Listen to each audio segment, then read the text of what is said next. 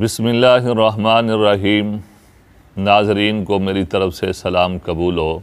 नाज़रीन, आज हम आपको बुनियादी चीज़ समझाने लगे हैं और एक बहुत ही अच्छे अंदाज़ में और आसान तरीके से समझाने लगे, इसलिए अपने दिमाग को हाज़िर करके बैठें।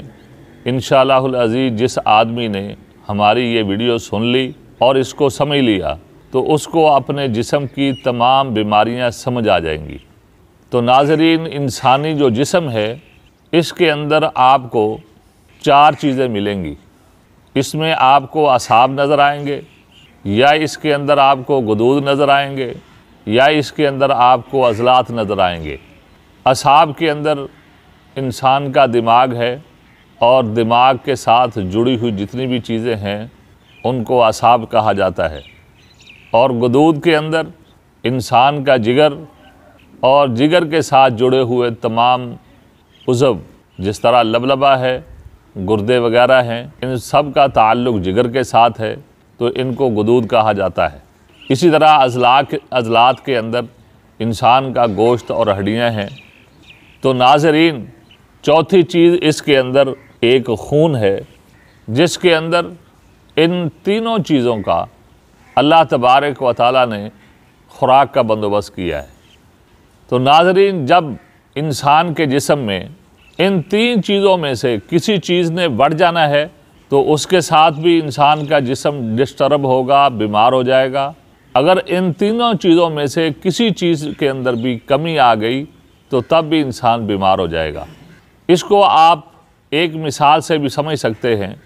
जिस तरह एक मोटरसाइकिल है, उसके अंदर पेट्रोल भी पड़ता है, मोबिल भी होता है, इसी तरह करंट देने के लिए कोयल भी होती है। अगर पेट्रोल ओवर होना शुरू हो जाए तो तब भी जो है मोटरसाइकिल को मसला बनता है। पेट्रोल ख़त्म हो जाए तो तब भी जो है मोटरसाइकिल को मसला बनता है। इसी तरह मोबिल अगर ज़्यादा डाल दें तो वो सीलें पाट देता है। अगर मोबिल ख़त्म हो जाए तो तब भी मसला बन जाता है।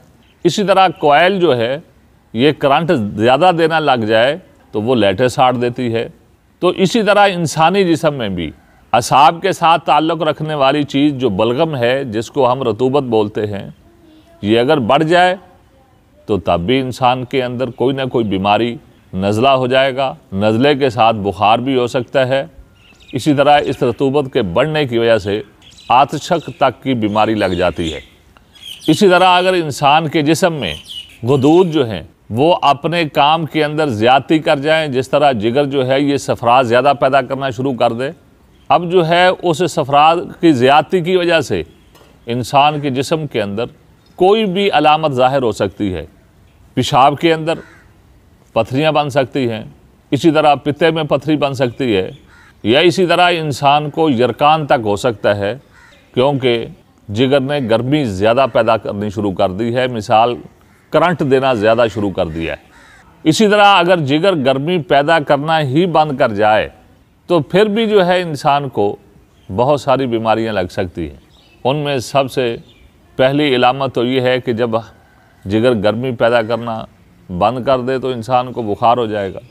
इसी तरह जो है इंसान के जिस्म में अगर सौदा बढ़ जाए या अज़लात जो है आप कह लें भी वो बढ़ जाएँ, गोश्त बढ़ जाए, इंसान के अंदर मोटापा आ जाए तो फिर भी इंसान जो है बीमार हो जाएगा। इसी तरह यही चीज़ अगर कम हो जाए तब भी इंसान बीमार हो जाएगा। इंसान की बीमारी वो 3 चीज़ों के गिर्द घूमती है, या तो बलगम ज़्यादा होगी या कम होगी। दूसरे लफ्ज़ों में इस तरह कह लें कि रतूबत ज़्यादा होगी या कम होगी। इसी तरह सफ़रात ज़्यादा होगा या कम होगा, सौदा ज़्यादा होगा या कम होगा। अब जो है इसकी तशख़ीस इंसान ने वो नब्ज़ से करनी है, या जो है इसकी तशख़ीस इंसान के करोरे से करनी है, जिसको हम पेशाब बोलते हैं।